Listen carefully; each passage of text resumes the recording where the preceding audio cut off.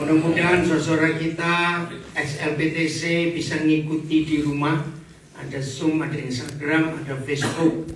Tolong ingatkan kalau nggak sempat supaya gabung. Linknya ada di grup sudah. Ya sudah ya, tolong bagikan. Nah, saudara, sejak pandemi tahun 2020 yang lalu, Tuhan itu membuat saya jauh lebih sibuk daripada sebelum ada corona. Maka itu saya berterima kasih kepada Pak Corona 19 ini, COVID-19. Karena tiba-tiba ada Zoom. Saya itu setiap hari rata-rata 2 kali ngajar setiap hari. Lalu terbentuk grup-grup. Ya, jadi istilahnya ada gereja YouTube, gereja Zoom, gereja Facebook, dan itu tersebar di banyak tempat, bukan cuma di Indonesia. Pak Barnabas ini paling rajin ikut. Nah, akhirnya saudara, muncul pelayanan ini. Nah, ya saudara ngikuti di rumah biar ini faktanya. Izinkan saya bicara dulu dari pihak saudara kita yang belum kenal LPTC. Ya. Jadi saudara kita yang sudah gabung dengan Zoom saya, Facebook sejak 2020, karena ibadah gereja pun nggak boleh, tatap muka nggak boleh, maka mereka itu selalu menanyakan, kenapa tidak banyak hamba Tuhan yang pelayanannya seperti saya? Itu pertanyaan terus-terusan. Nah, bagi yang bertanya, hari ini saudara ketemu jawabannya. Saya berasal dari kelompok yang unik dan aneh ini. Betul tidak? Kita ini dicap di hampir semua gereja. Sesat, apalagi aneh. Kenapa? Dulu dianggap sesat, sekarang tidak. Tidak ya? Sekarang sahabat, Pak. Nah, betul. Yang itu ngadep kidul, ngadep ngalor kemana? Nanti masih ada tuh kemarin dipersoalkan gitu kok. Loh, serius saudara. Nah, karena contohnya begini. Saya ini pertanyaan yang paling banyak ya, ada 4. 1. Mereka yang baru kenal saya selalu heran. Saya itu suruh ngajar berapa sesi sehari. Ya, 1 sesi mau berapa jam saja. Itu gak pernah saya bawa catatan dan gak pernah bawa Alkitab. Itu mereka tanya. Nah, jawabannya saya belajar dari saudara-saudara yang aneh ini. Masih ingat generasi awal? Kalau kita khotbah pakai catatan langsung dikeroyok, pakai pikiran, gangguan otak, tidak berjalan dalam roh. Apalagi itu ya, zaman itu ya, kita jadi takut sendiri. Emang dulu betul nggak aja? Yang mudah-mudahan harus tahu serius. Nah, jadi saya lahir dan besar dalam kelompok yang seperti ini. Jadi mau tidak mau, ya mau tidak mau. Bukan kita menguasai Alkitab, salah. Tapi biar firman itu menguasai. Maka itu betul. Kita bergantung kepada Tuhan sepenuhnya. Contoh lain. Saya sering diundang gereja-gereja yang kalau 1 kali hari Minggu itu bisa 4-5 kali kebaktian. Selama ini maksimal saya dalam 1 hari Minggu bisa khotbah 5 kali. Belum pernah 6 kali. Saya juga nggak mau. Cepat mati nanti. Nah, pertanyaan gereja-gereja atau jemaat yang saya di 1 gereja dan berapa kali sehari, pertanyaannya pasti gini, nanti kebaktian kedua, ketiga, keempat sama nggak khotbahnya? Itu selalu ditanya. Nah, buat semua gereja yang undang saya, mereka heran. Gara-gara kita diajar di Lawang Bible Training Center ini, bahwa mengajar itu bergantung pada Roh Kudus, bukan pada teori, bukan pada kepandaian, bukan akal-akalan kita. Jadi saya nggak pernah khotbah walaupun dalam 1 gereja diundang 3, 4, 5 kali kebaktian itu sama, nggak pernah.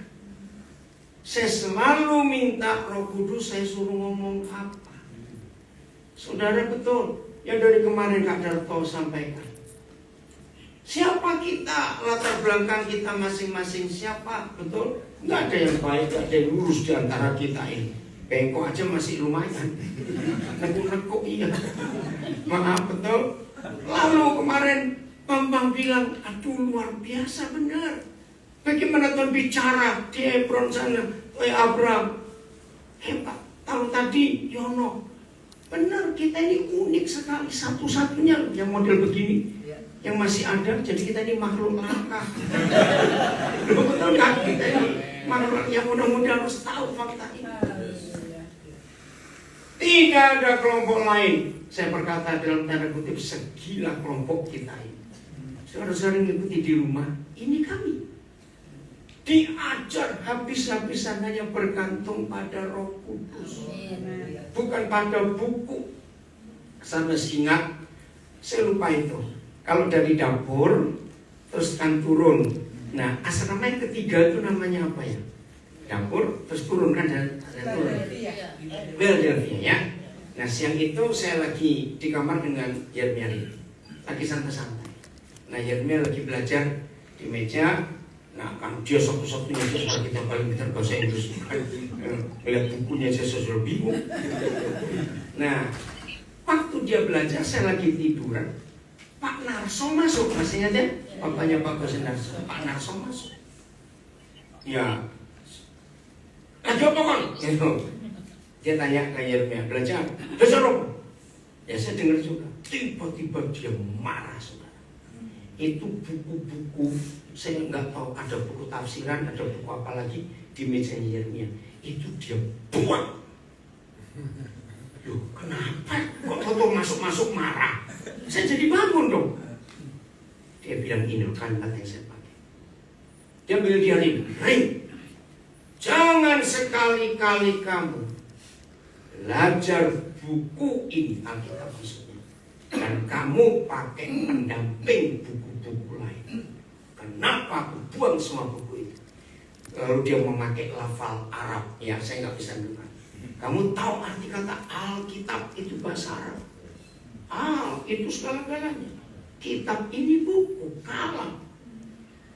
Justru semua buku yang ada di dunia induknya cuma Alkitab. Wih, saya jadi terbelalak. Oh iya. Nah, tolong matiin. Nih, siapa punya? Coba dengerin itu.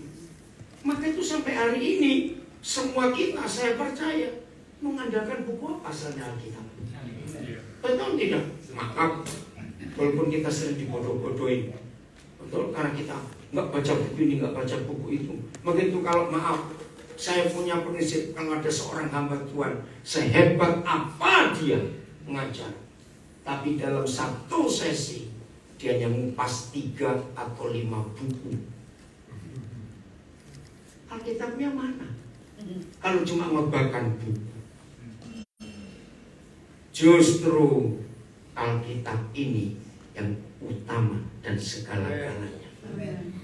Dan itu kita lakukan, kami lakukan saudara sampai hari ini. Sampai hari ini.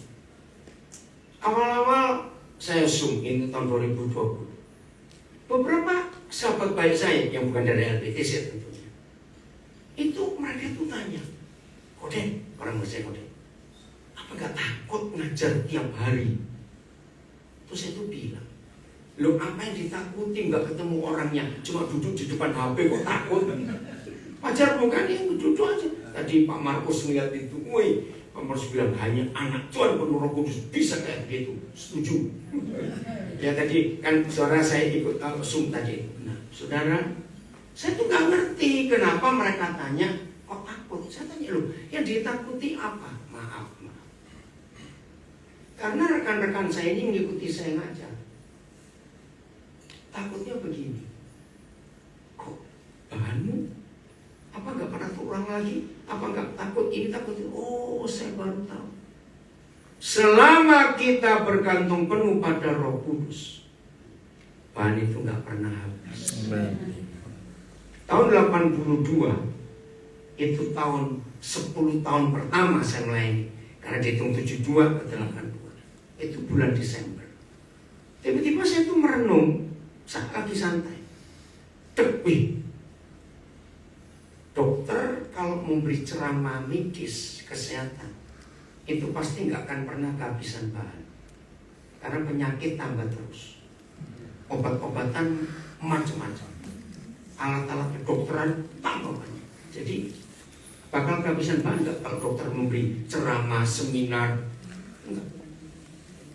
Seorang manajer memberi ceramah manajemen, nggak akan kekurangan bahan karena buku-buku manajemen tambah terus. Begitu pula arsitek, begitu pula siapa saja. Nah, saya tuh mikir, kalau saya melihat Papa, mungkin nggak suatu hari bukunya habis di kota. Kan kita nggak boleh nambah, nggak boleh ngurangi loh. Bahkan kita cuma 66 kitab ini loh. Lah saya tuh pernah mikir itu di tahun ke-10. Saya melayani. Iya, Tuhan nggak jawab karena buatku nggak penting. Nah, sekarang ini tahun ini jadi nanti bulan Agustus. Tadi waktu Zoom yang pagi tadi saya bilang pada beberapa sekarang, ayo kalian gabung nanti yang 10.30 ini supaya tahu kenapa saya jadi seperti ini. Contohnya kalau saya ngajar, ya ini. Ternyata nanti Agustus saya akan mensyukuri 50 tahun pelayanan saya karena saya mulai di LPTC. Ternyata banyak gak habis-habis. Amin, gak habis-habis. Heran gak ini? Ingat, nggak boleh tambah, nggak boleh kurangi. Seperti yang Kak Darto kemarin katakan, maaf ya kalau saya katakan itu. Kalau saya tidak kenal Roh Kudus lewat Lawang Bible Training Center, saya nggak akan jadi seperti ini. Saya akan jadi maaf, seperti yang bantuan kebanyakan begitu, yang asal maaf khotbah saja, nyimpang dikit. Apalagi akhir-akhir ini. Saya harap kita semua tidak ketularan. Saya sedih. Akhir-akhir ini melihat beberapa teman yang di kota-kota. Mereka khotbah tidak beda seperti pembicara motivasi atau motivator speaker. Yang khotbahnya tentang kekuatan pikiran, tentang kekuatan jiwa. Pakai ayatnya dikit sekali. Ngerti nggak maksud saya? Kiranya kita nggak ketularan. Walaupun khotbah dengan sistem motivasi itu keren, kelihatan intelek sekali karena banyak sisi-sisinya itu loh. Tapi kalau nggak ada Roh Kudus bukan firman. Saya kembali ke Pak Narso. Ada banyak yang saya masih pakai sampai hari ini. Mudah-mudahan Pak Gus Endar saya ikut gabung. Pak Narso pernah bilang begini. Kelanjutan waktu dia marah pada Yeremia. Satu-satunya buku yang bisa menerangkan dirinya sendiri dan gak perlu didukung yang lain itu cuma Alkitab. Dan itu betul. Maka itu kalau saudara baca satu bagian kok gak ngerti ya, tinggalin aja gak apa-apa. Nanti suatu saat Roh Kudus akan menunjukkan. Contoh kitab Wahyu bisa diterangkan lewat kitab Yesaya. Nah, itu teori yang Roh Kudus dapat dari Pak Narso. Dan saya pakai sampai hari ini. Dan memang begitu. Jadi inilah saya. Kalau saudara banyak pertanyaan, kenapa pelayanan saya bisa beda dan banyak lembaga yang lain, ya karena saya belajar dari saudara saya ini orang-orang yang luar biasa. Hal berikut, tidak ada kelompok lain. Maaf ya, jangan berkata kami sombong atau arogan, tapi ini fakta. Maaf, tidak ada kelompok lain Indonesia yang konsisten dengan pelajaran tubuh Kristus selain kita. Kok ada yang nggak? Tidak ada, saudara, kelompok manapun. Saudara boleh cari sekolah teologi, sekolah Alkitab, training center yang hebat-hebat di dunia ini. Ternyata hanya kita yang tetap setia dengan pelajaran tubuh Kristus sampai hari ini. Amin. Bagi beberapa saudara yang belum tahu, salah satu lagi pertanyaan banyak yang orang tanya kepada saya. Nah, saya ingin saudara juga jawabnya supaya mendengar yang selama ini bertanya tentang saya, inilah saya hari ini pertama kali sejak pelayanan via Zoom, Facebook, Instagram, ada di pusat di mana saya dibentuk sampai jadi seperti ini. Pertanyaan begini, saya tanya dulu kepada saudara, yang kenal saya sudah lama, dengan fasilitas dan kapasitas saya seperti ini, sangat mungkin nggak saya buka gereja secara organisasi? Sangat mungkin. Nah, kenapa saya tidak mau?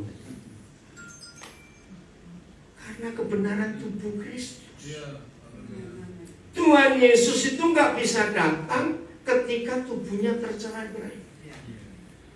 Maaf, saya tidak ingin mengungkit yang sudah meninggal.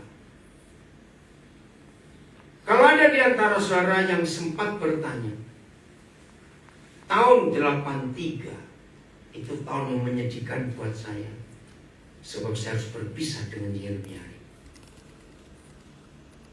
Sedih betul. Kenapa? Oh bukan, saya pisah, bukan meninggalnya. Oh maaf. Pisah pelayanan. Maaf. Sejak April 79 yang kemarin pendoa kita hebat ini Pak Epafras yang ikut ke Bandungan itu Desember 78. Nah pulang dari Bandungan itu ya pulang dari Amerika, langsung pindah ke Surabaya. Itu tinggal di rumah kakak saya di Jalan Manyar Sindaru kalau masih ingat. Dan saya dengan Yeremia itu satu tempat tidur.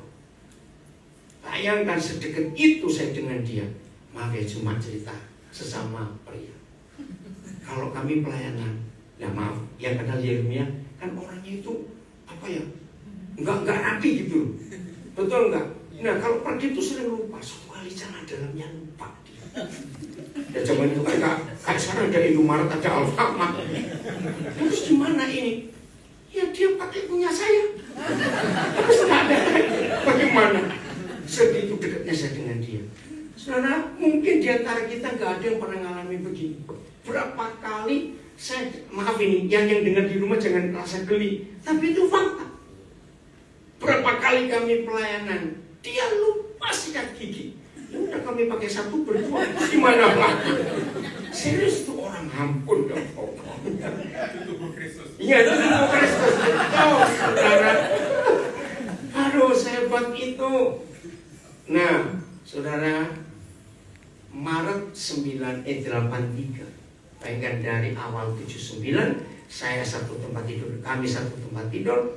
Maret 83. Dia itu menikah tanggal 26 Maret 83. 25 Maret dia baru keluar dari rumah kakak saya. Ya karena tinggal dengan istri itu mau menikah kok. Bisa bayangkan? Nah, enggak, jadi 4 tahun kami satu tempat tidur. Jadi kami ini saling kenal betul-betul. Istilah saya, kalau dikentut saya tahu ini pasti dia yang kentut. Ngerti nggak? Karena begitu dekatnya kami ini. Nah, akhirnya dia bertemu seorang hamba Tuhan namanya Bob Weiner dari Amerika, mengajarkan gereja Perjanjian Baru. Nah, di situ dia mulai aneh-aneh. Dan aku mau buat gereja. Hah? Ngapain? Saya ingat loh visi tubuh Kristus. Waduh, karena supporter dia banyak, saya kalah suara. Supporter banyak waktu itu. Maka lahirlah kita PP sampai hari ini. Nah, saya bilang, ya maafkan aku. Aku nggak bisa ngingkari visi tubuh Kristus ini. Sampai kapanpun aku tidak akan membuat gereja organisasi. Saya nggak tahu kenapa ya saudara, kuat sekali doktrin tubuh Kristus, saya pakai kata ini di hidup saya sejak tahun 72 pertama kali saya dengar.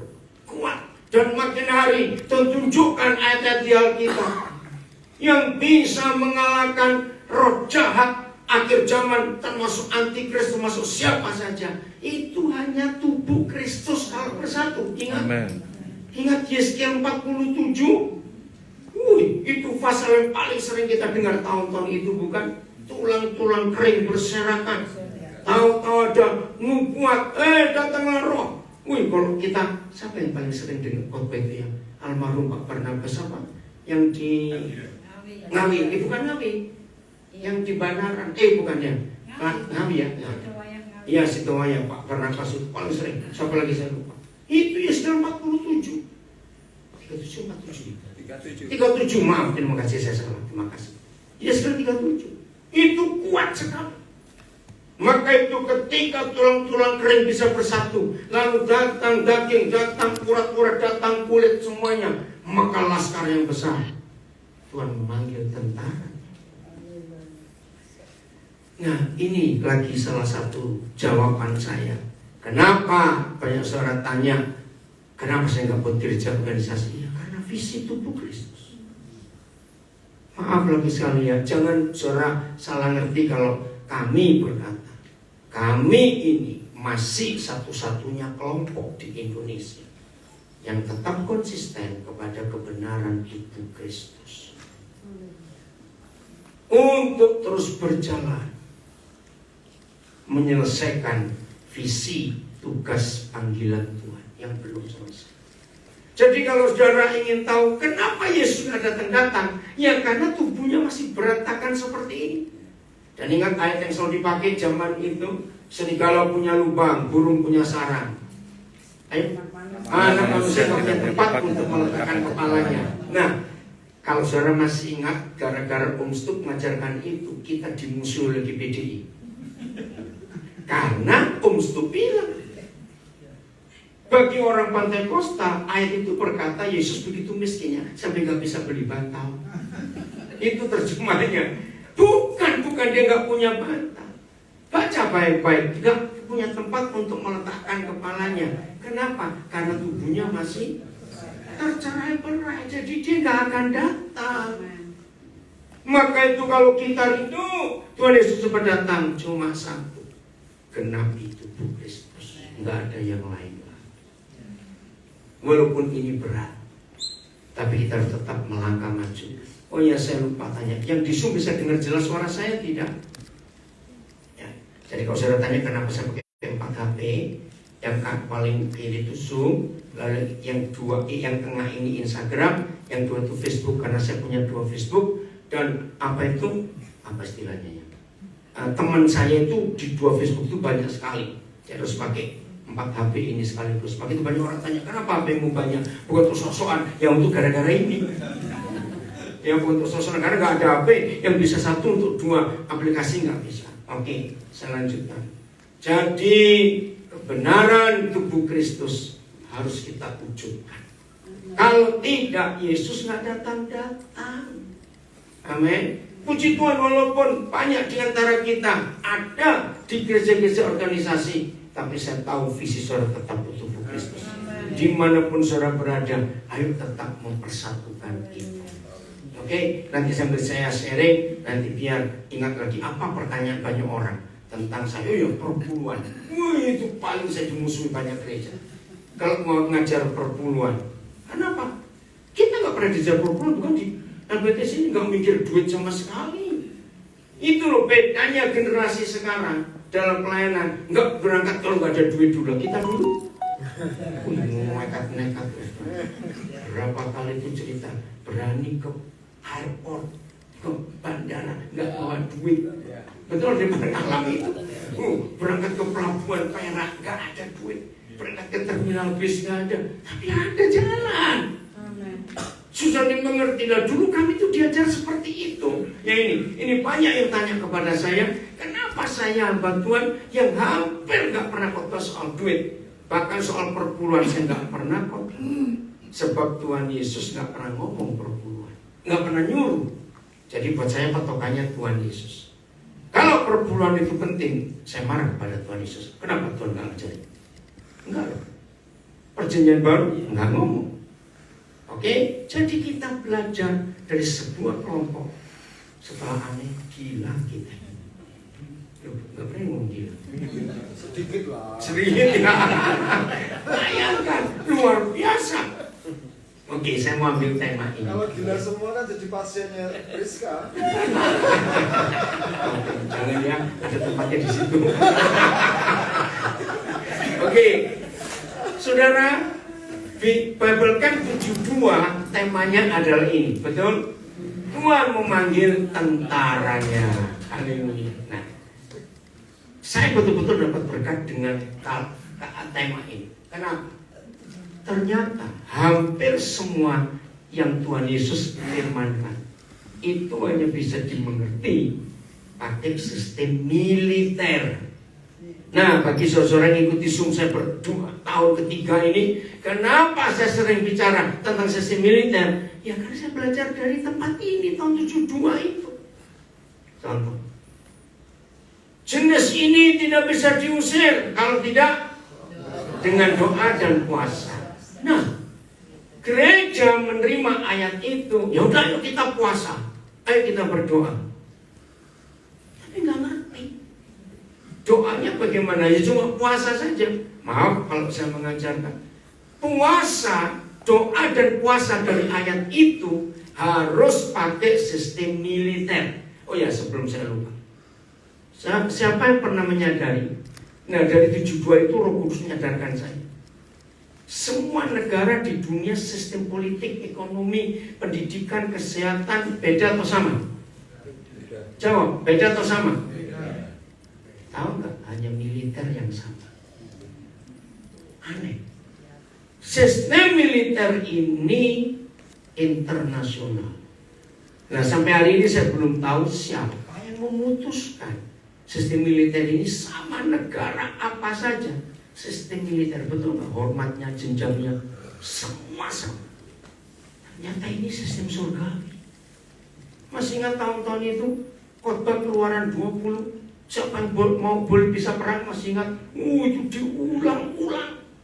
Nah, jadi saudara-saudara yang bertanya, saya bisa begini, aduh, kami di kelompok ini Alkitab itu tekanan-tekanan diulang-ulang berkali-kali supaya kita ingat dan itu kita hidup. Nah, kata jenis ini nggak bisa diusir kecuali dengan doa puasa. Ternyata sisi militer. Siapa mendengar kata konsolidasi? Apa itu konsolidasi? Bahasa Inggrisnya retreat. Begini, seorang komandan perang melihat prajurit mulai loyo, lalu fakta kekuatan musuh bertambah, maka seorang pemimpin jenderal harus apa? Narik prajuritnya, ayo mundur sebentar. Nah, di dalam konsolidasi itu selalu ada 3 hal yang komandan berikan. 1, informasi, baik tentang musuh, baik tentang kekuatan diri sendiri, itu penting. 2, setelah informasi diberi, maka strategi. Betul? Nah, setelah strategi, ini yang ketiga, tidak boleh putus komunikasi. Maka itu sampai hari ini di negara manapun yang sedang perang, contoh sekarang Ukraina, Rusia, maka yang diserang dulu adalah pusat-pusat komunikasi. Radio, televisi, telkom, bandara, pelabuhan. Mengapa? Kalau musuh bisa melumpuhkan komunikasi, maka nggak perlu perang panjang-panjang, habis. Nah, jadi jenis ini nggak bisa dilawan kecuali dengan doa dan puasa. Artinya Tuhan Yesus minta sebagai jenderal perang, kamu mundur dulu, dengerin aku. Ada informasi, ada strategi, dan harus ada komunikasi. Ini ada kursi satu lagi, mungkin itu, atau ini diambil. Saudara, ini serius. Maka itu kalau kita cuma puasa saja, tapi nggak dengar apa-apa dari instruksi komandan kita, maaf kalau saya berkata kasar, maka kita perang cuma modal mulut bau. Lu betul tidak? Tapi nggak tahu apa-apa. Nah, maju perang model begini, musuhnya kesenangan. Nah, kita cuma bisa tolak-tolak, nggak tahu apa-apa. Contoh berikut, Lukas 14. Masih ada 3 syarat untuk jadi murid.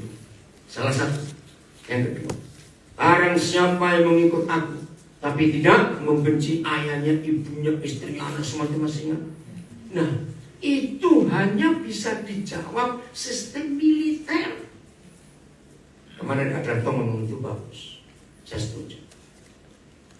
Kalau saudara dan saya ada di sebuah sistem militer, hanya ada dua kata, siap laksanakan. Betul? Tidak ada kata lain. Boleh nggak kalau komandan memerintah, prajurit berkata siap laksanakan, tapi istri melahirkan? Siap laksanakan, izinkan saya ngibur bapak saya dulu. Loh, berarti nggak sistem militer nggak boleh loh. Perintah komandan itu mutlak. Kenapa? Perintah dijunjung tinggi. Iya, perintah dijunjung tinggi. Maka itu ternyata melihat firman Tuhan Yesus dengan tema God calls his worries, Yesus memanggil tentara. Kenapa Paulus menuliskan? Kemarin Adarto juga mengutip seorang prajurit. Oh, ada di sini. Oh, ini dia, ada di sini. Tidak boleh memusingkan urusan-urusan pribadi. Saudara-saudara yang ikuti, kenapa di mata saudara banyak yang tanya, saya ini habis-habisan kalau pelayanan. Tanya anak-anak saya. Maka itu salah satu alasan saya takut menikah. Siapa sih ada istri mau diajak miskin terus?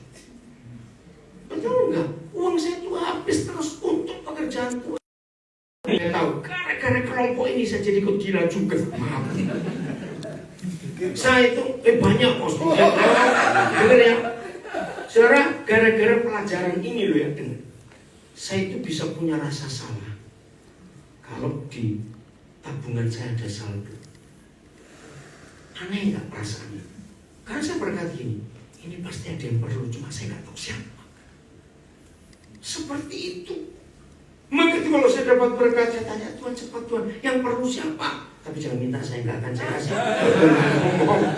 Kalau serius, harus tahu komandan saya nyuruh apa pada saya. Jangan minta. Ya maka itu saya ini takut menikah.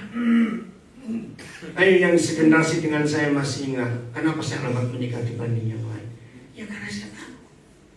Pernah satu kali, ya ini rumah kami di Ketintang.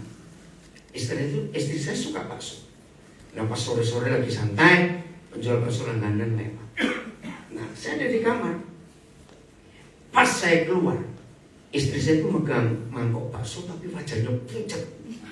Loh, saya kira sakit ini. Saya langsung pegang dia. Kamu sakit apa? Pucat betul, saya nggak pernah lihat wajah dia sepucat itu. Ini dia baru tiba di Nabiri. Tadi berapa saat dia ngomong saya. Karena tadi pagi dia berangkat dari Surabaya pulang ke Nabiri. Kenapa? Aku lupa, nggak punya duit untuk bayar bakso. Memang hari itu kami nggak ada duit, saudara.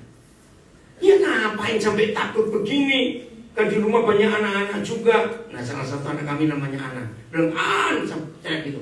Ada apa? Tolong bayarin baksonya. Dia manggil istri saya Noni. Dia tertawa, saudara. Karena kami nggak punya duit sampai segitunya. Pernah satu kali kami diajak tur ke Israel, tapi ini yang kelas mewah. Aduh, saya bilang kami sudah bolak-balik ke Israel. Saya ngomong, dilipat aja lah, nanti kata dilipat. Kasih duitnya aja. Waktu itu, yang ini kelas naiknya bisnis kelasnya, hotelnya semua yang bintang 5. Waktu itu rata-rata orang bayar paling 15 juta, paling mahal 20 juta. Ini satu orang 50 juta. Karena kelasnya. Bayangkan, 2 orang 1 juta kan saya sayang. Terus sudah sering ke sana. Nah orang ini nggak bisa. Kalau kamu nggak begitu kasih orang lain. Itu gimana? Orang mau berkati. Ya mereka tahu kami pelayanan di Papua. Akhirnya kami terima. Tapi masalahnya, sampai kami berangkat, uang kami hanya ada 60 US dollar. Terus saya tanya istri saya, cukup nggak?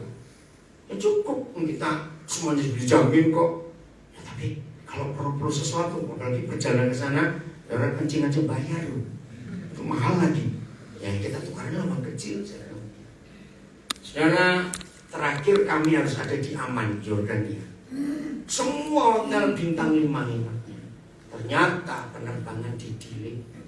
Harusnya cuma berapa jam, walaupun kami dapat hotel, ya, karena tibanya pagi dari Israel dan berangkatnya itu malam.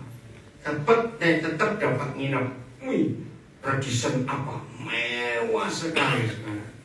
Nah, $60 itu hari terakhir tinggal $1. Maka itu saya bersyukur punya istri. Enggak pusing, enggak ngomel, enggak. Itu guide-nya ada tambahan tour karena ditunda. Ayo ikut. Ya sebenarnya lagi kami enggak punya uang. Enggak usah. Waduh, guide-nya itu baik. Karena saya jadi pembimbing, enggak, kami enggak mau. Enggak pergi. Nah, malam itu dapat sarapan, dapat makan malam. Tapi pagi nggak ada sarapan.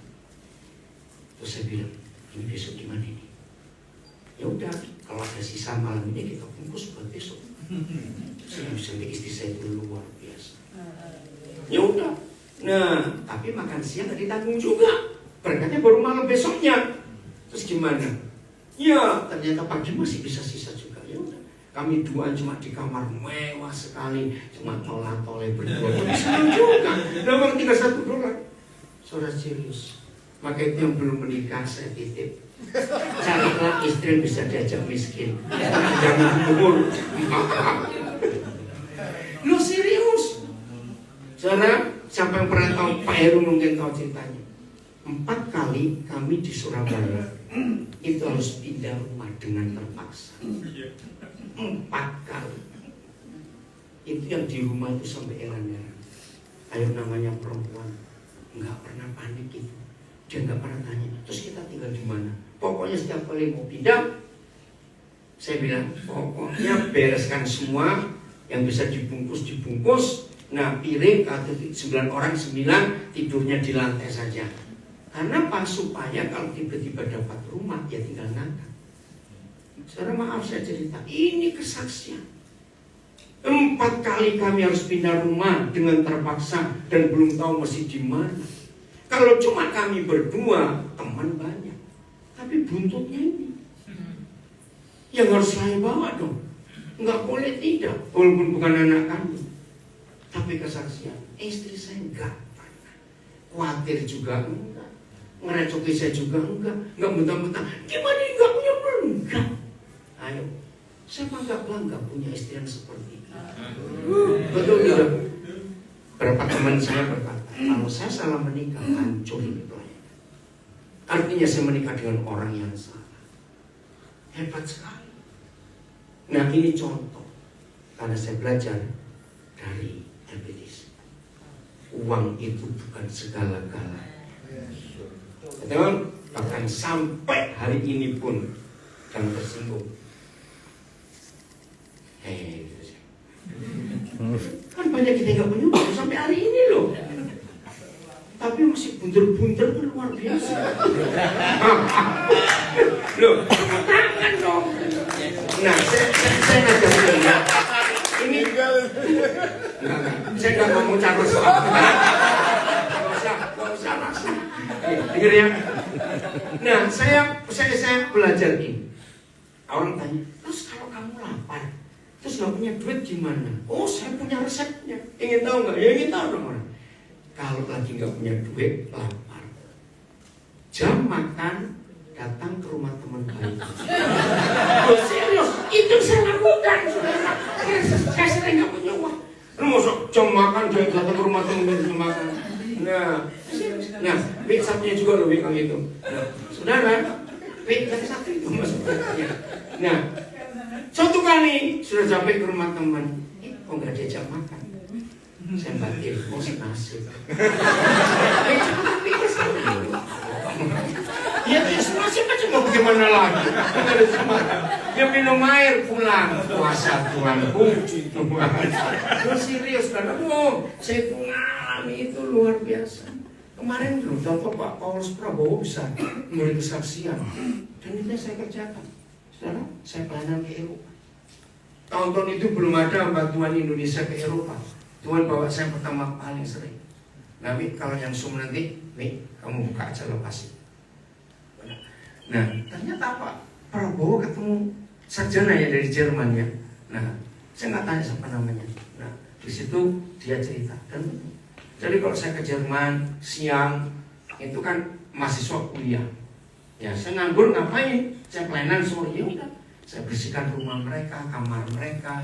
Ya enggak, pas saya ada uang, kalau makanan mereka nggak ada, saya belikan. Jadi mereka pulang kuliah sudah beres. Cucian saya cuci, hamba Tuhan. Maka itu mereka itu respect dengan saya sampai hari ini. Iya, itu yang saya rasakan.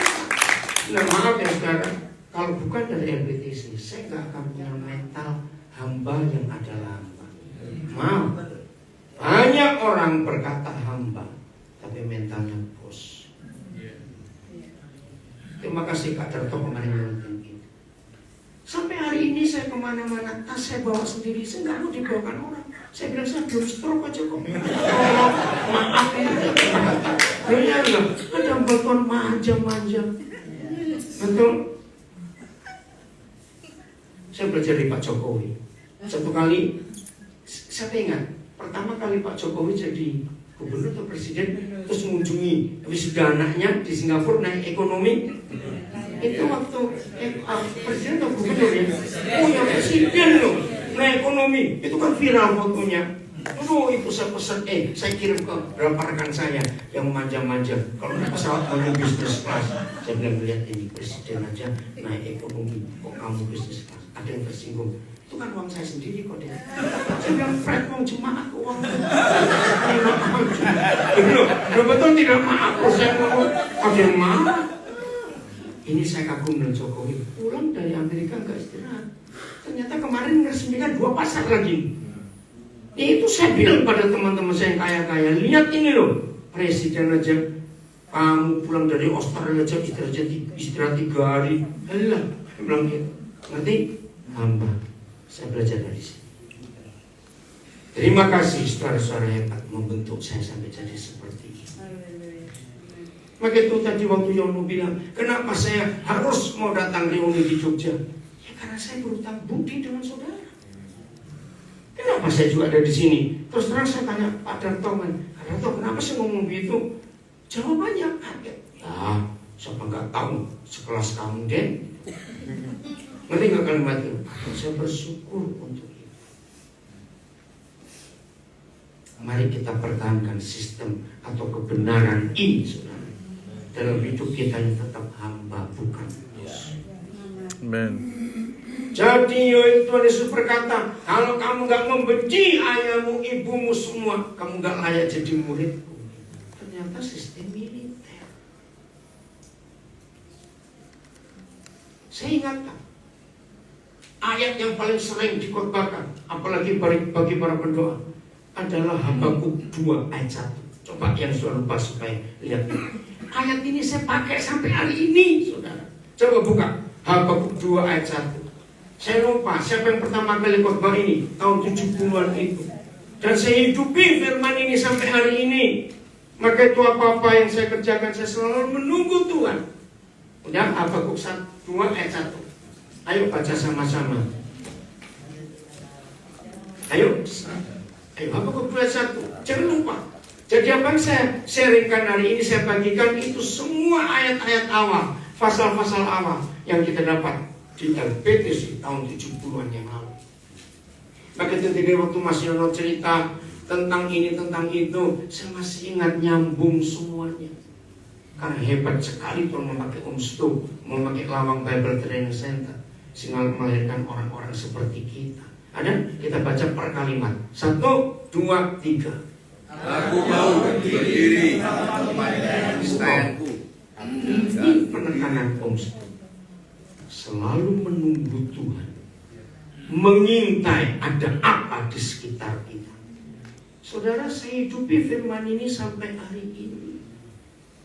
Kedua, kalimat kedua, terus. Dan berdiri tegak di menara. Ya, berdiri tegak di menara. Artinya apa? Siap tentara. Betul? Tentara harus berdiri tegak. Ada apa di menara? Baca terus.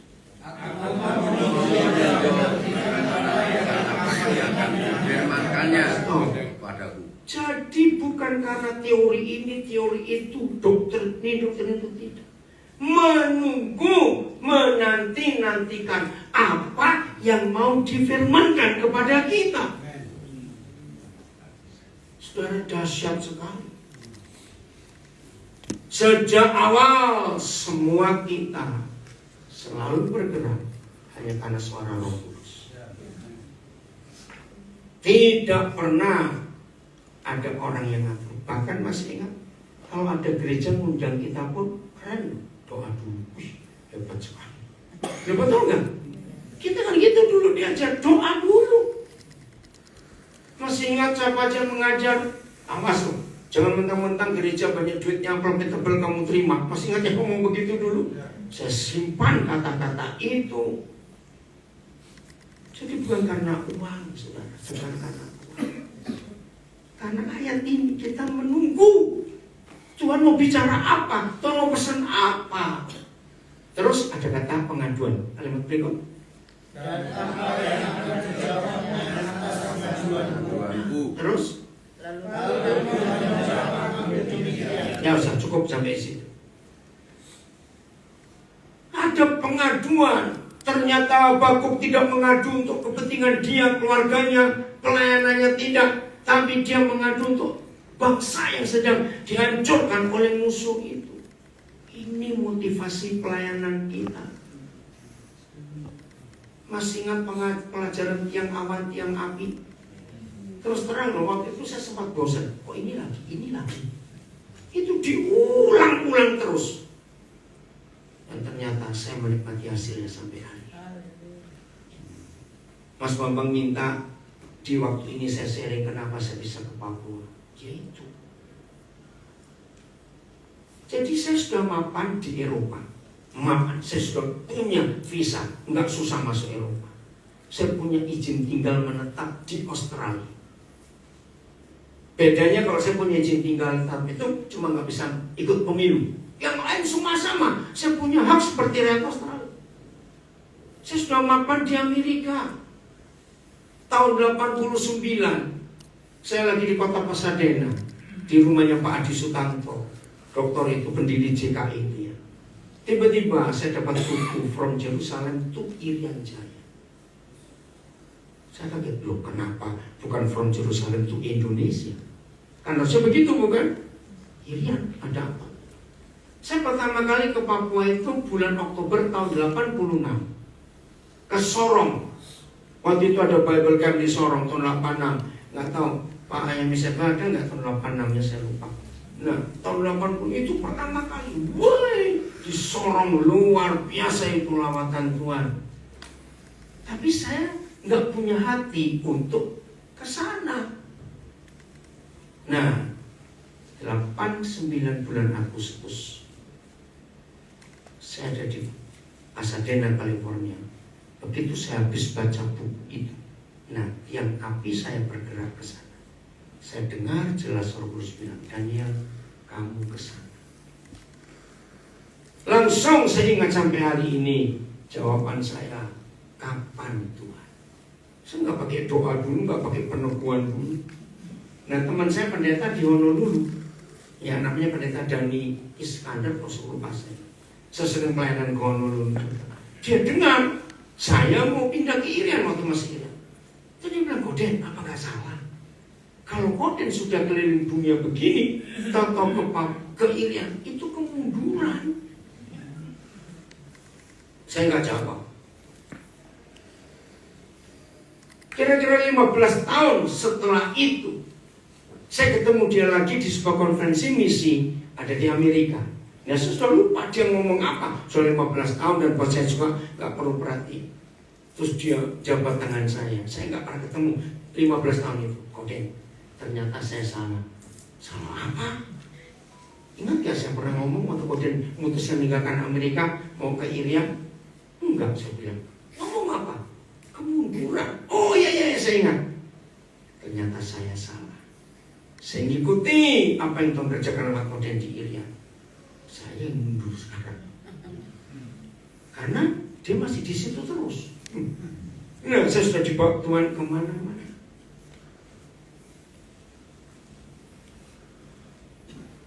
Akhirnya saya terakhir ketemu Om Stup itu waktu kami menikah di Kanada. dia ikut memberkati pernikahan kami 1 Juli 1992. Om Stop kapan dipanggil Tuhan tahun berapa ya?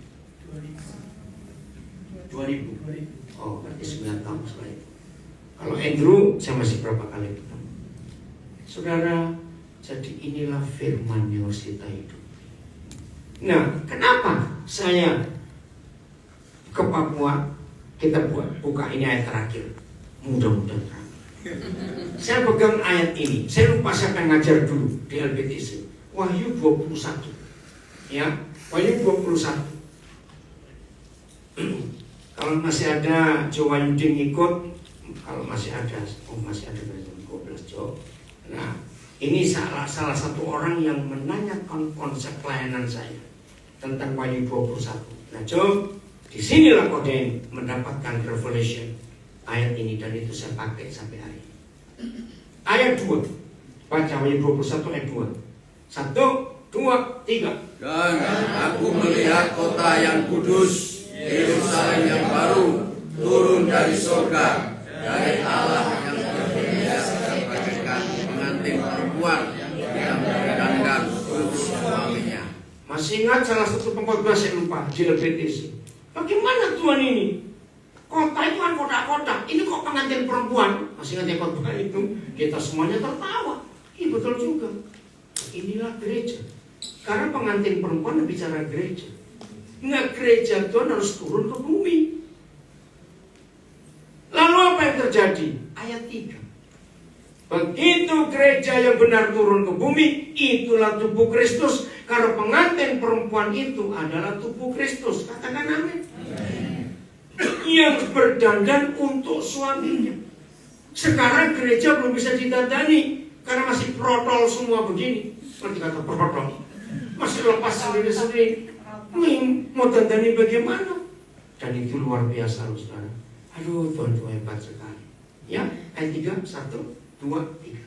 Lalu aku mendengar suara yang nyaring dari tahta itu berkata. Nah, stop dulu. Saya mau baca dengan cara yang benar, intonasi. Begitu gereja yang benar, yaitu tubuh Kristus, nyata di muka bumi. Lalu ada suara yang nyaring dari tahta itu. Lihatlah! Lebih kenceng dia, saya kurang apa-apa. Karena suara di ayat 3 itu alam semesta yang mendengar. Mendengar apa? Lihatlah! Apanya Tuhan? Hemat Tuhan. Gereja ada di mana? Di tengah-tengah manusia. Coba terjemahkan. Apa kata lain di tengah-tengah manusia? Lebur. Jadi satu. Soalnya di tengah-tengah itu jangan dianggap ada gedung gereja tengah terus orang banyak. Salah. Kata, lihatlah gerejaku. Kalau sudah punya bahasa Inggris disebut God's home, rumah Tuhan. Ada di tengah-tengah manusia, melebur menjadi satu dengan manusia. Terus dan akan menjadi diam bersama-sama. akan diam bersama-sama mereka. Saudara, terjemahan lain berkata, Tuhan pindah dari surga ke bumi. Masih ingat pelajaran dari Bill Clinton? Dulu kan kita masih percaya pengangkatan. Sejak kita masuk LPTC, rusak semua pikiran pengangkatan. Ya betul, dia rusak semua. Nah, ayatnya dipakai ini. Hei, ngapain kamu terangkat ke surga? Surganya turun ke bumi. Nanti kamu selipan di jalan. Bagaimana khotbah seperti itu? Saya pikir betul juga lah. Ngapain diangkat? Surganya mau ke sini kok. Nggak ketemu. Belum betul. Maka itu kita ini gila-gila betul sebenarnya. Karena diajar oleh orang-orang gila ini. Belum betul nggak? Kita harus ingat semua pelajaran itu. Dan saya bersyukur Roh Kudus mengingatkan saya untuk hidupi sampai akhir. Terus setelah Tuhan pindah dari surga ke bumi, waktu itu yang ke surga dulu nggak ada Tuhan di sana, dia hanya di sini. Terus, ya, dan Tuhan akan menjadi Tuhan mereka. Inilah gereja tubuh Kristus Yerusalem yang baru. Dampaknya, lihat kalimat pertama ayat 4 ada apa? Itu yang saya pakai pelayanan sampai hari ini. Baca 1, 2, 3. Dan ia akan menghapus segala air mata dari mata mereka. Ternyata ini model yang sangat manusiawi. Apanya? Ternyata kehadiran saudara dan saya sebagai tubuh Kristus kemanapun kita pergi harus menghapus air mata orang-orang yang menangis di sini. Maka itu waktu Tuhan suruh saya ke Papua, maaf, kalau pendeta umumnya langsung cari tanah atau cari ruko kontrak buat kebaktian. Saya enggak, ayat ini saya pegang. 11 bulan saya pertama kali, saya tiba di Jayapura April 90 bersama tim besar. Ada Pak Obajarawan, Pak Damaris, Pak Samuel Elkana, Bambang Budianto, Pak Niko, Ranyoto Rarjo, waktu itu buat acara besar. Nah setelah itu saya tinggal keliling. Apa yang saya buat? Ini kebiasaan saya gara-gara ayat ini. Jadi kalau saudara diutus Tuhan kemana saja pergi, cari apa penyebab orang-orang di situ menangis. Begitu kita ketemu penyebabnya, hapus air matanya. 11 bulan yang saya temukan di Papua. Jadi April 90, maka bulan Mei 91 saya ketemu jawabannya. Orang Papua nangis karena mereka tidak bisa mengolah tanahnya sendiri yang begitu kaya. Maka untuk kita yang di Papua genap istilah ini, induk ayam mati di lumbung padi. Terus saya buat apa Tuhan? Sekolah. Nah, Juli 91 kami buat sekolah SMA pertama di Wamena. Gagal karena harus mulai dari taman kanak-kanak. Dan 16 Juli 1995 kami mulai TK pertama bersekolah asrama di Papua.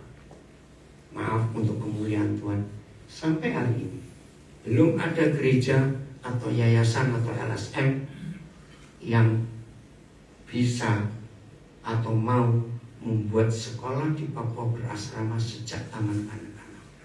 Baru kita. Nah, saya katakan lagi, segila itu saya gara-gara saudara. Katakan amin. Betul enggak? Maka itu saya berterima kasih. Maka itu apapun aktivitas saudara reuni LPTC, saya berhutang. Kalau tidak ada saudara, saya akan jadi seperti ini. Pelajaran-pelajaran yang luar biasa. Dan kita semua ingat, semua yang diajarkan itu gampang diaplikasikan. Betul tidak? Karena bukan teori, bukan teologi, bukan doktrin. Kita terima apa adanya dari orang-orang yang sudah menghidupi yang dia khotbahkan. Betul tidak? Nah itu dia. Jadi biarlah pegang firman ini sampai hari ini. Kalau Tuhan menyuruh saudara ke tempat yang baru, cari apa yang menyebabkan orang-orang di situ nangis, hapus air matanya. Aduh, disitulah peranan gereja yang sesungguhnya. Nah, puji Tuhan. Tapi Tuhan tahu saya butuh istri. Nah, tapi lebih celaka lagi. Mana ada istri yang mau nikah dengan saya, terus diajak pindah ke Papua. Kalau pindah ke Amerika, Pak. Nah, ternyata Tuhan guyon. Saya dikasih istri warga negara Kanada lagi. Wah, bilang nggak salah ini. Ya, dia lahir Cirebon, tapi sudah tahunan di Kanada. Maka ketika Tuhan bicara kepada saya cuma tanya kepada dia satu. Kalau memang kamu mau ikut saya ke Irian, dia kaget Irian, bukan Jakarta, bukan. Berarti Tuhan suruh. Saya beri waktu dia 3 bulan. Dalam hati saya batin, mudah-mudahan nggak mau, mudah-mudahan nggak mau. Loh, bayangkan ngajak tim saja repot tuh ke Irian. Kalau ngajak tim ke Amerika, ayo semuanya mau ikut. Ini muncul istri lagi. Maka itu saudara 17 Agustus kami nikah. Yang pasti ingat ada yang hadir. Oh masih hadir. Hadir juga. 18 Agustus. Oh gitu juga ya. Terus 18 Agustus besoknya saya ajak dia ke Wamena. Gila. Kunimunya kok bukan ke mana? Ke Wamena. Karena saya sudah janji dengan dia. Itu luar biasa Tuhan bekerja. Gara-gara kebenaran. Oke, saya stop dulu. Ada yang mau tanya? 1-2 orang sebelum saya akhiri. Ayo, ada yang mau tanya? Kok panas ya? Oh, ada yang mau tanya? Oh, ya, silakan. Pakai mic supaya didengar orang. Iya, nama saya Petrus Priyanto. Senang. Oh ya situ. Terus di samping kiri saya inilah mantan tulang rusuk. Tulang rusuk yang sudah jadi. Ya, terus. Ya, yang ingin saya tanyakan karena kami memang tinggal di pedalaman Kalimantan dan harus ada organisasi. Nah, kalau tidak ada organisasi itu namanya Lihat. lihat seperti itu. Nah, bagaimana untuk menghadapi hal yang seperti ini? Iya. Terima kasih. Organisasi diperlukan karena negara kita negara hukum. Tapi itu hanya kendaraan. Betul?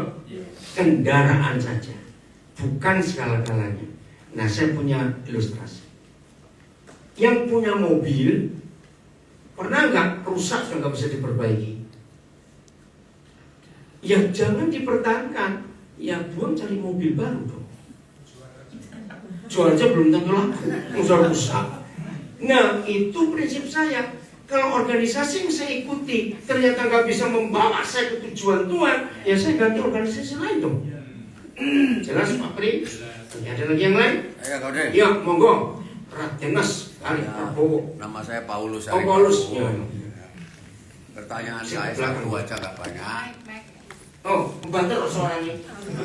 Waktu Kohden ngelamar calon istri, itu pertanyaan saya, emangnya calon mertua boleh nggak dibawa bilang ke Papua? Iya, pertanyaan harus satunya supaya yang di Zoom. Bentar ya, ada banyak pertanyaan. Ya, itu yang tanya calon mertua. Namanya Pak Paulus kali Prabowo. Mungkin Pak Paulus orang paling tua di antara kita ya. Oh, betul ya, setelah Pak Paulus, Pak Pri. Nah, betul itu urutannya. Tutup, Pri. Dan kenapa mati? Iya. Panas. Oh, panas, ganti aja. Aduh. Ini di sini satunya. Wah, banget. Ya, tak cabut aja kalau gitu. Berarti dari tadi Wi, kamu nggak lihat? Enggak, tadi udah agak panas, tapi tadi baru mati. Baru mati pas dilepas mati. Tokok nang. Maaf ini yang di Zoom. Udah. Oh bisa, nah itu Pak Paulusnya ya. Oke. Nah saya jawab pertanyaan saya. Istri saya itu anak bungsu. Waktu saya melamar, ayahnya sudah meninggal. Kebalik nih, harus nah, ayah sudah meninggal. Nah saya bicara dengan ibunya. Ternyata ibunya itu berdoa. Dan istri saya itu seperti saya juga. Dia memang putusin gak usah menikah gak apa-apa. Gitu. Maka itu ketika saya bilang kepada ibunya, ya terserah dia. Apalagi kami menikah sudah menjadi umur 40, bukan anak kecil. Maka itu kami gak pernah pacaran. Mau umur 40 pacaran apa? Malu sama yang kecil. Jelas? Pak Paulus, ada lagi seorang. Nah, yang penting gitu loh saudara. Yang tentang firman ini, monggo. Sejauh ini saya mendengar Kohden sudah menuntaskan orang-orang dari keluarga-keluarga miskin, dari banyak suku ya, terutama di Papua sana, sehingga mereka sampai sarjana, ada yang doktor juga. Nah, sejauh mana dukungan dibalik semua sekolah mereka, peralatan mereka dan seterusnya, sehingga mereka sampai saya tidak tahu berapa jumlah juga yang sudah dientaskan. Mungkin kami ingin informasi ini sehingga bisa memberi inspirasi ke kita semua ya, bahwa hal seperti ini bisa dilakukan Tuhan lewat Kohden, bisa dilakukan lewat kita semuanya. Mas Bambang, terima kasih pertanyaan bagus. Saya pakai ayat ini. Siapa yang punya akan ditambahi, yang tidak punya akan diambil. Terus terang saya bingung dengan Tuhan Yesus. Itu kejam sekali. Nggak punya diambil lah. Nah, maaf, orangnya ada di sini. Anak pertama yang saya muliakan anaknya Pak Barnabas. Itu tahun berapa? 80 awal. Jadi saya tuh muliakan anak orang itu, anak pertama itu anaknya Pak Barnabas. Nah, padahal waktu itu uang saya juga bukan cuma pas-pasan. Tapi Tuhan tahu, begitu saya cuma punya uang apa adanya, saya bisa meluluskan sarjana anak pendeta dari desa. Sejak itu, maaf, saya jadi ketagihan nyekolakan orang. Ternyata saya bisa. Saudara, sampai terakhir Februari kemarin lulus, itu sudah kira-kira hampir 500 orang sarjana loh, S1. Dan tidak semuanya bisa. S2 itu sudah 59 yang lulus master. Dan puji Tuhan, nggak ada yang teologi. Begitu kemarin untuk Saudara bilang, kenapa anak-anak kita nggak ada yang masuk LPTC? Maaf. Ya. Jadi semua sekuler gara-gara ayat ini. Tuhan Yesus panggil kita ke dunia, bukan ke gereja. Jadilah garam dunia dan terang dunia. Jangan jadi garam gereja, nanti pendetanya stroke karena keasinan. Maaf, saudara dengarkan konsep ini. Nah, jadi Tuhan nambahin terus, saya punya sedikit, saya pakai yang benar, Tuhan lihat ditambah. Terus begitu. Nah, nggak usah Tuhan, kita saja. Nah, itu kemarin ketika Pak Darto bilang, aku saya dokter semua, saya itu luar biasa. Maaf loh, kita kan tahu kehidupan Pak Markus saya apa. Apalagi sudah kayak begini. Berapa yang dokter sini? Satu itu hebat sekali. Maaf. Jadi begini konsepnya. Kalau Tuhan kalau saudara nolong seseorang dan saudara tahu uangnya yang saudara beri itu dipakai untuk yang benar, saudara nggak ngasih lagi. Ya sudah. Begitu Tuhan. Saya dapat berkat, saya pakai untuk kemuliaan Tuhan. Terus. Saya meluluskan dokter umum itu ada 13. Spesialisnya 2, pilotnya 1.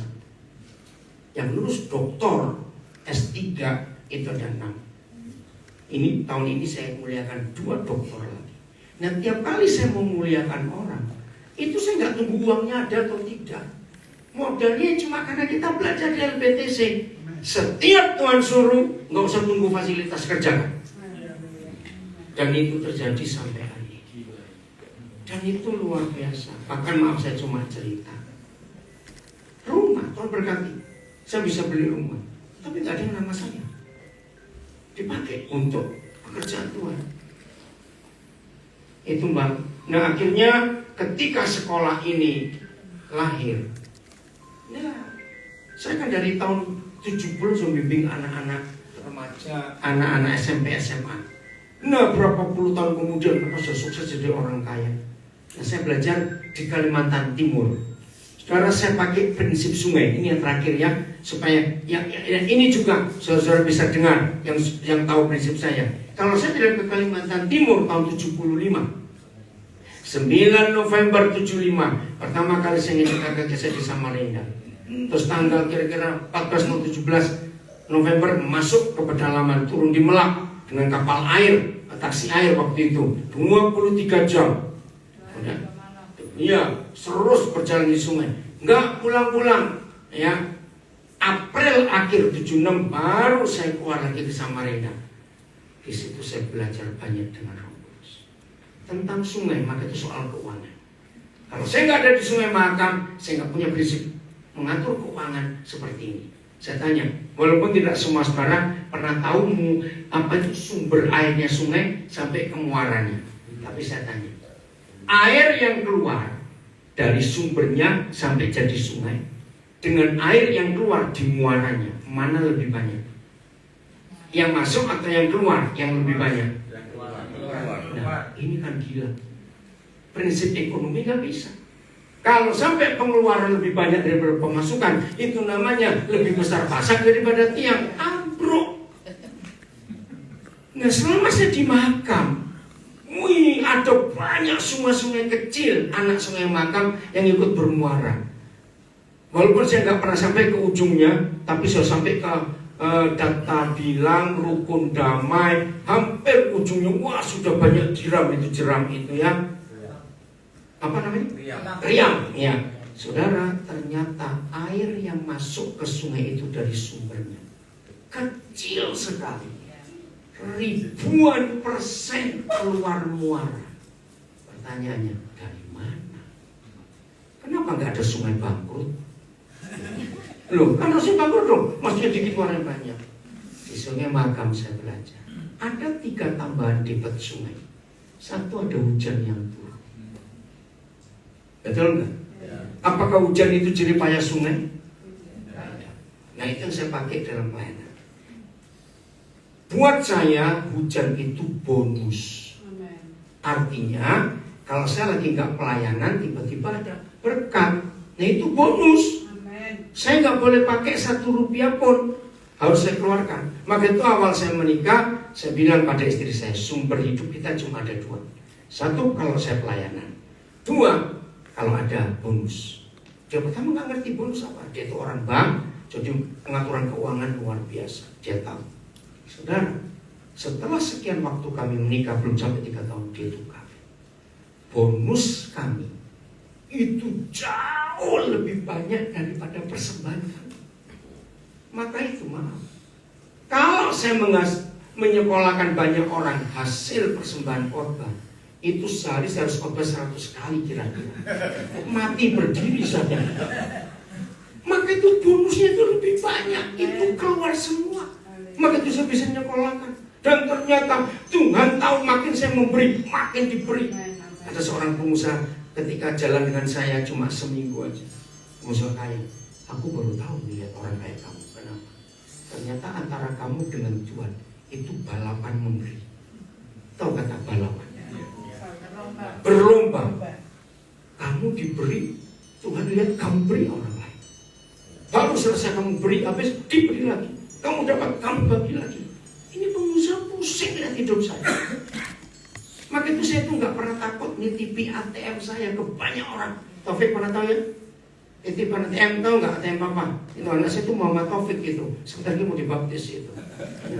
Dia pegang ATM saya, tanya anak-anak saya.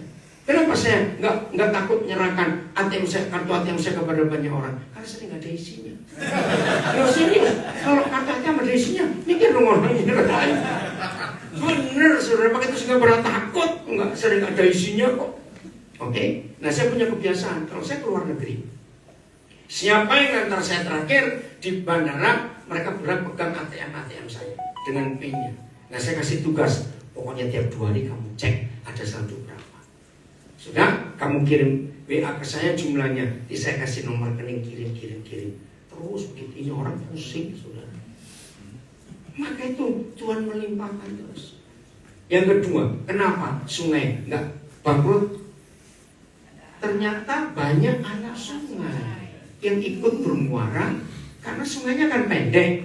Kalau ke laut nggak nyampe. Nah, itu orang-orang yang saya pernah bimbing tahun 70-an, 80-an waktu masih pelajar SMP, SMA.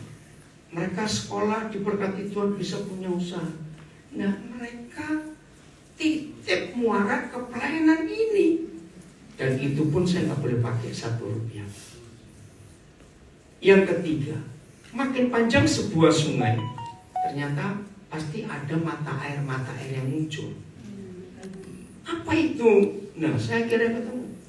Ada berapa orang menitipkan saya saham kosong di perusahaan karena dia tahu kalau saya dapat berkat itu nggak kami makan sendiri, selalu berbagi. Minimal saya dapat saham kosong itu 10%. Maksimal itu 25%, tapi sedikit sekali. Dan itu semua masuk untuk pelayanan ini. Maka itu kami bisa buat sekolah gratis di Papua. Ya, siapa yang punya kan diberi, yang gak punya kan diambil.